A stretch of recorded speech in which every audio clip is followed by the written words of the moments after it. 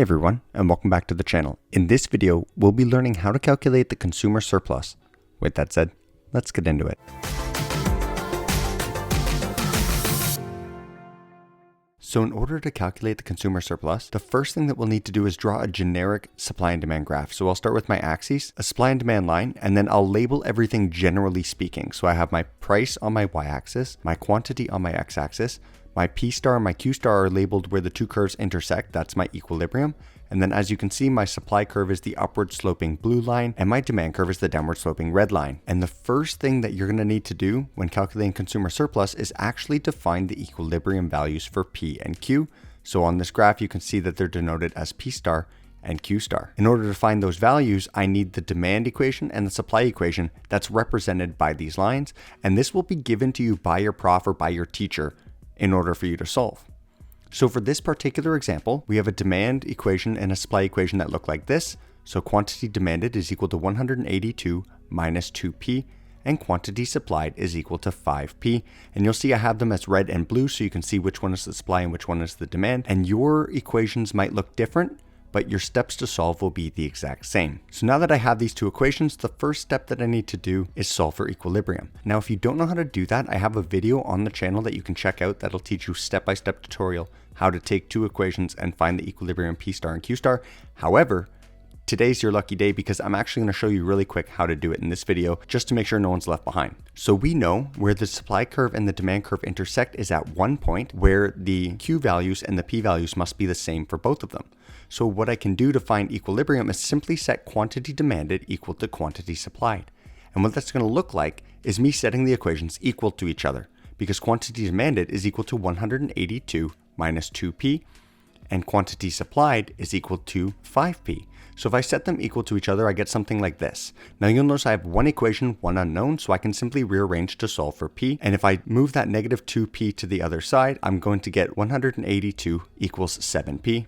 So again, that negative 2p just went to the other side as a positive 2p and got added to 5 to get 7. Finally, I divide both sides by 7, and that's going to give me P star, or my equilibrium P value is 26. And now I can take this P value and I can sub it into the quantity supplied equation right here. Now you might ask yourself, whoa, why the quantity supplied? Why not the quantity demanded? Well, fun fact, it's going to be the exact same Q value no matter which equation I sub it into. And I'm subbing it into the supply equation because it looks easier to deal with. But if I sub it into the demand equation, there's a little bit more going on. So in this video, I'm going to sub it into the supply equation. But if you don't believe me, you can sub it into the demand equation all by yourself. You're going to get the same value. So anyway, I sub it into the supply equation. QS equals 5p, but now my P value is known.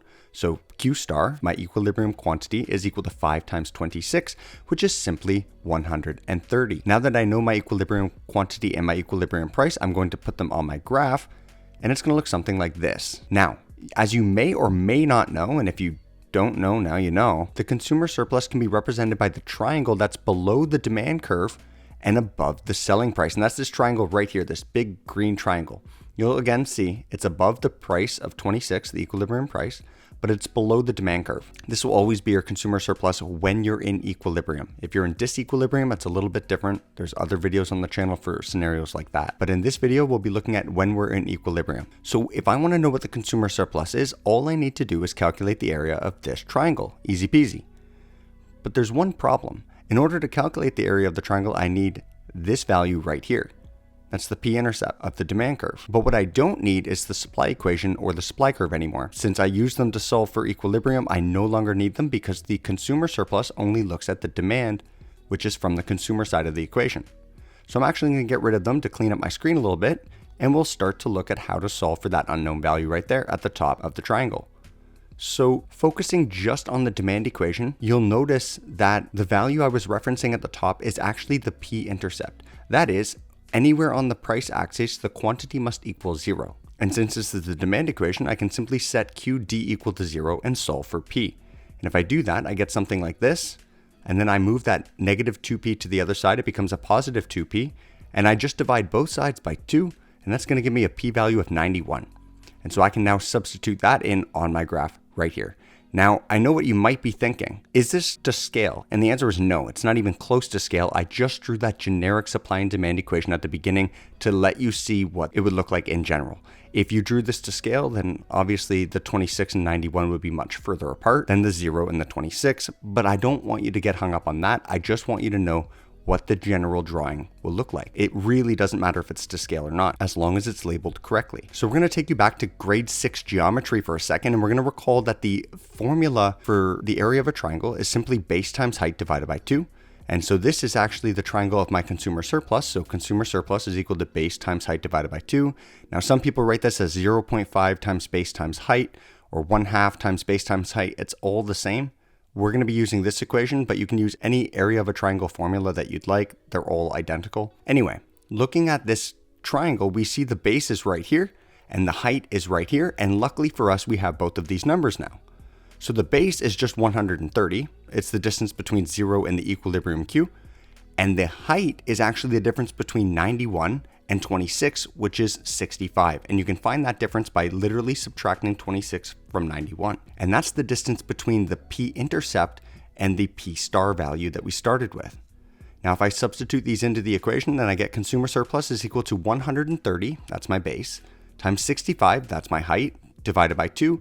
And unless you're really good at mental math, you're going to plug that into a calculator, and it's going to give you a consumer surplus of $4,225. And you might be wondering, why did I say dollars? Well, it's because the consumer surplus is always written in monetary terms. In fact, it's whatever unit the price is in. We hope you found this video helpful, and if you did, let us know by liking the video, subscribing to the channel, and of course, let us know what economic concepts or homework questions you'd like to see us cover in the future. Thanks for watching this video, and we'll catch you in the next.